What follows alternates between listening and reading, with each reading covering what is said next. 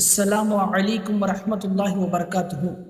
50 days 50 Islamic சேலஞ்சில் இன்னையோட 6வது நாளாக இருக்குது, டே 6. இன்றைய தினத்தில் நாம் பார்க்க போவது கோபம் வந்தால் என்ன செய்ய வேண்டும்.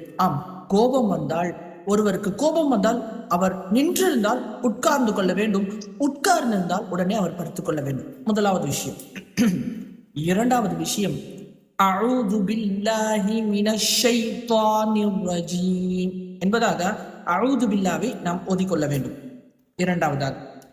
மூன்றாவதாக, அந்த இடத்திலிருந்து சற்று நகர்ந்து நின்றிருந்தால் நிற்க வேண்டும், உட்கார்ந்திருந்தால் படுத்துக் கொள்ள வேண்டும். நான்காவதாக, ஒசு செய்து கொண்டு வர வேண்டும். எனவே இந்த 4 விஷயங்கள் கோபம் வரும் பட்சத்தில் உடனே செய்து கொள்ளுங்கள்.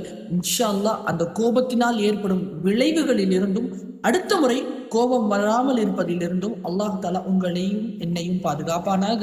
இந்த விஷயங்களை செய்தால் அல்லாஹ் தஆலா உங்களையும் என்னையும் பிரியப்படுவான் என்பதில் எந்த சந்தேகமும் இல்லை. இன்றைய தினத்திலிருந்து இந்த சேலஞ்சை நாம் எடுத்துக்கொள்வோம். இதுவே நம் வாழ்க்கையில் எல்லா நேரத்திலும், கோபம் வரும் நேரத்தில் எல்லாம் நாம் பயன்படுத்துவோம். அஸ்ஸலாமு அலைக்கும் வரஹ்மத்துல்லாஹி வபரகாத்துஹு. அடுத்த எபிசோடில் சந்திக்கலாம்.